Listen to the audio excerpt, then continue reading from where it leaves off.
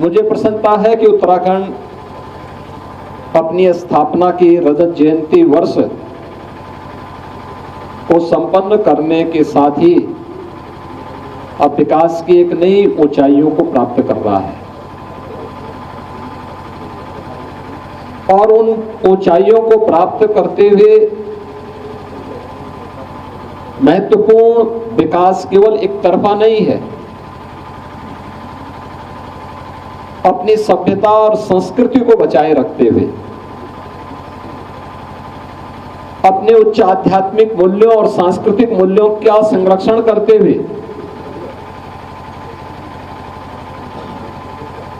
जीवन के प्रत्येक क्षेत्र में विकास के नित्य नए आयाम आज यहां पर स्थापित हो रहे हैं।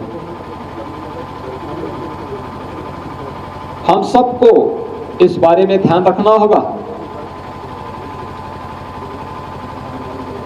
कि भौतिक विकास ये जीवन का अंतिम लक्ष्य नहीं होता है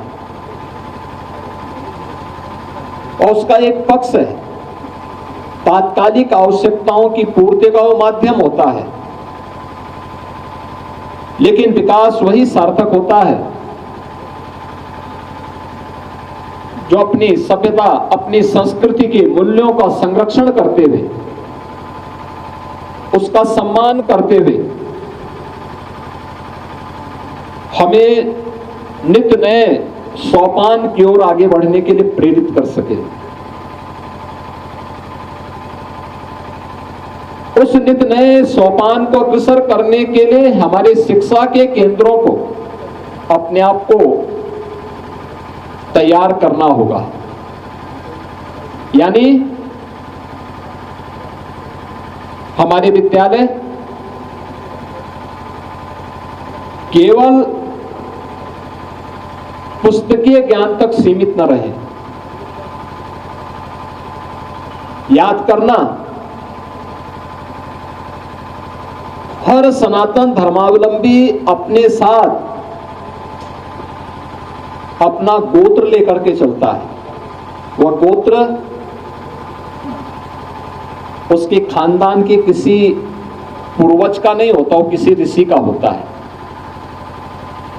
कोई अपने को भारद्वाज गोत्र का बोलता है, कोई गर्ग गोत्र का बोलता है, कोई किसी अन्य गोत्र के साथ वो अपने परंपरा को जोड़ता है। यानी जब हम गोत्र की बात करते हैं, प्रवर की बात करते हैं, तो ये बातें हम तब करते हैं जब हमारी अपनी ऋषि परंपरा के प्रति अपनी कृतज्ञता ज्ञापित करते हुए हम उसका स्मरण करते हैं।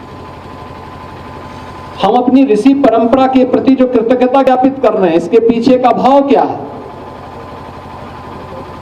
उसके पीछे का भाव यही, क्योंकि यह हमारी शिक्षा के, हमारे संस्कारों के केंद्र थे, जैसे प्राचीन काल में गुरुकुल भी कहते थे। ये गुरुकुल केवल अध्ययन का एक मात्र साधन नहीं था, ये गुरुकुल शिक्षा भी केंद्र थे, शिल्प के भी थे, कृषि के भी थे, आयुर्वेद के भी थे। जीवन में पारंगत बनाने के वे केंद्र बिंदु थे, जहां से निकला हुआ पढ़ा हुआ छात्र कहीं भी अपने आप को जीवन संग्राम में असहाय नहीं पाता था। उसके लिए कोई कार्य छोटा नहीं था, उसके लिए कोई कार्य कठिन भी नहीं था। और जब भी किसी व्यक्ति के लिए कोई कार्य न छोटा होता है न चुनौतीपूर्ण होता है, तो उसको सफल होने में दुनिया की कोई ताकत रोक नहीं सकती है।